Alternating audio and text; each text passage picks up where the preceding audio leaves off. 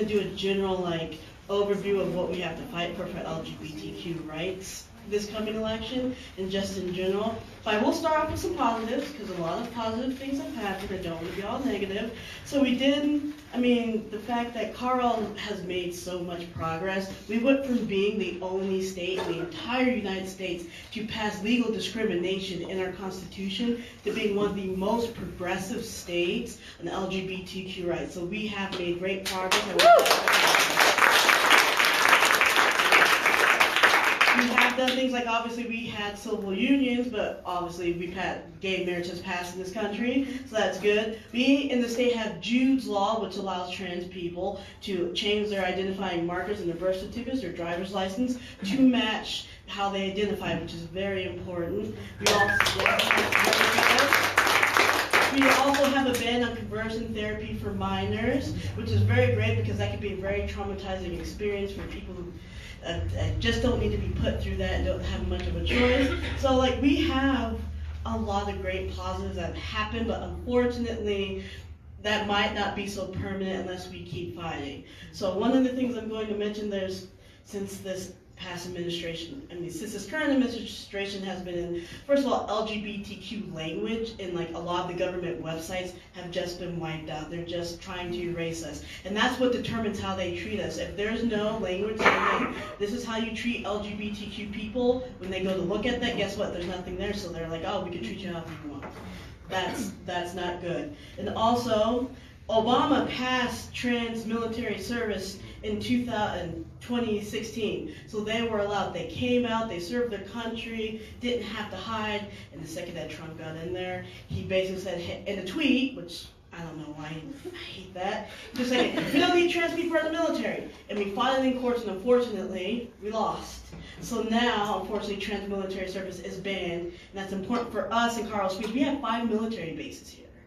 5 military bases and 1 up in Denver, which means in all 5 of those bases there are people who are trans right now that are serving that have to hide who they are, or they get discovered that they are trans and they are kicked out, and that ruins their lives, their families' lives. It's just, so that's a thing that we have to keep fighting for. And I don't know if you know, but back in October, there was a Supreme Court case. There are 3 cases that went up to the Supreme Court that's basically going to determine whether we LGBTQ people can be discriminated at their place of employment and just going out to get services. It's basically, we're having to fight over Title VII of the Civil Rights Act. The one that says you can't be discriminated against religion, sex, all that stuff. Well, they're trying to determine if sex actually covers us, which it doesn't make sense because that's the whole point, the fact that we like someone of the same sex or we don't identify as the sex we're born at is the literal point.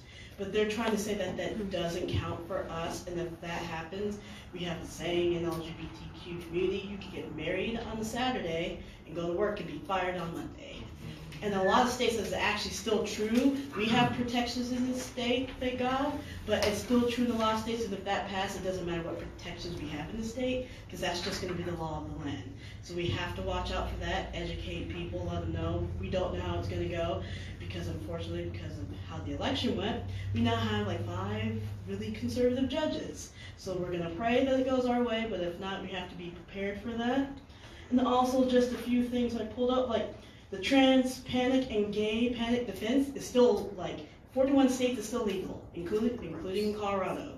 So somebody can kill you, say, oh, that person was gay or trans, and I didn't know, so I panicked and I killed them. And that's still legal in the state. Yes, so obviously obviously that's something that we have to fight towards getting rid of in the state. And also, one more thing, we had 6 bills introduced in January, maybe a week or so into the year. 6 anti-LGBTQ bills were introduced. Now they failed the committee, thank God, but we need to be careful because a lot of those bills religious freedom. I just want everyone to be able to practice their religion, which is fine, I have no problem with that. But then in it says, hey, I should be able to discriminate these people because it's in my religion. And also they were trying to make it a felony to give gender-affirming care to trans kids, a felony for the doctor. So that's just stuff we gotta watch out for. And I hate to say it, but our representative in this county was the one that did it. It's Shane Sandridge. Yeah. So obviously, I mean, Denver's progressive, obviously Boulder, but we are still crazy conservative here, and we still have representatives. They're the ones introducing it, so that's something that we just need to be aware of. And I was out of time, so I would just say, keep fighting the good fight. Thank you.